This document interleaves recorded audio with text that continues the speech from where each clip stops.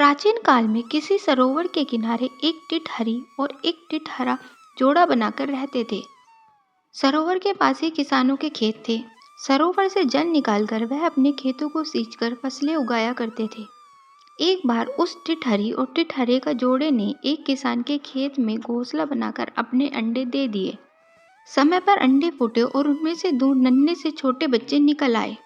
टिटहरी और टिटहरा बड़े प्रेम से उनका आलन पालन करने लगे। धीरे धीरे वे बच्चे बड़े होने लगे, उनके पर निकल आए, किंतु अभी वे इस योग्य नहीं हो पाए थे कि वह उड़ सके।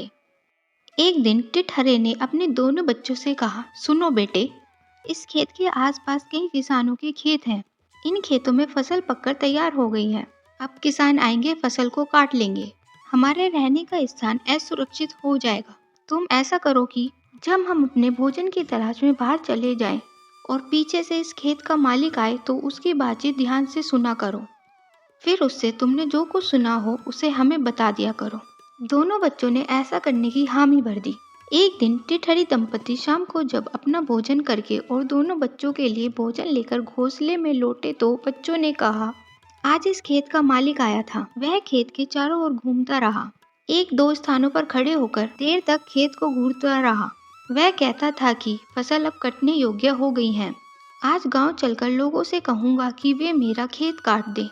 टिटहरे ने कहा, तुम लोग डरो मत, खेत अभी नहीं कटेगा, अभी खेत कटने में देर है।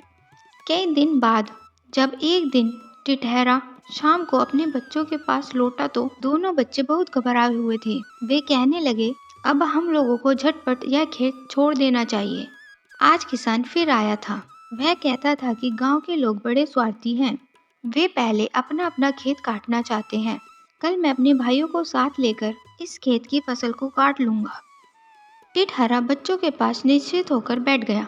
बोला, चिंता मत करो, अभी खेत नहीं कटेगा। 2-4 दिन में तुम लोगों के पंख पक जाए तो तुम ठीक से उड़ने लगोगे। अभी डरने की कोई आवश्यकता नहीं है।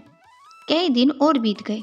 टिटहरे के बच्चे उड़ने लगे थे और निर्भय हो गए थे। एक दिन शाम को वह टिटहरे से कहने लगे, यह किसान झूठ मूठी हमको डराने के लिए यहाँ आ जाता है। वह आज भी आया था और कहता था कि मेरे भाई तो मेरी बात सुनते ही नहीं, सब कोई ना कोई बहाना बनाकर मेरी बात को काट देते हैं। इधर मेरी फसल सूखकर खेत में झड़ रही है। कल मैं बहुत सवेरे उठकर यहाँ आऊँगा और अपनी फसल को स्वयं ही काटूंगा। यह सुनते ही टिटहरा घबरा गया। वह कहने लगा, चलो जल्दी करो, अभी अंधेरा नहीं हुआ है, दूसरे किसी स्थान पर उड़ चलें, कल यह खेत अवश्य ही कट जाएगा। बच्चे कहने लगे, इस बार यह खेत क्यों कट जाएगा? किसान तो कई बार पहले भी इस खेत को काटने का जिक्र कर चुका है, फिर आज इतनी हड़बड़ी किस लिए? टिटहरे ने कहा, बेटा, किसान अब तक गांव वालों और अपने भाइयों के भरोसे था, इसलिए खेत के कटने की आशा नहीं थी।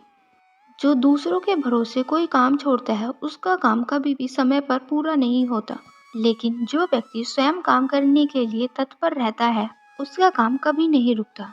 किसान ने जब कल स्वयं ही यहाँ आकर खेत को काटने का निश्चय कर लिया है, तब तो यह खेत कटेगा ही। ऐसा कहकर वह अपने बच्चों को साथ लेकर तत्काल वहाँ से उड़कर दूसरे स्थान पर चला गया। दोस्तों, अगर आपको हमारी कहानी अच्छी लगे तो हमारे चैनल को लाइक कीजिए, शेयर कीजिए और सब्सक्राइब कीजिए।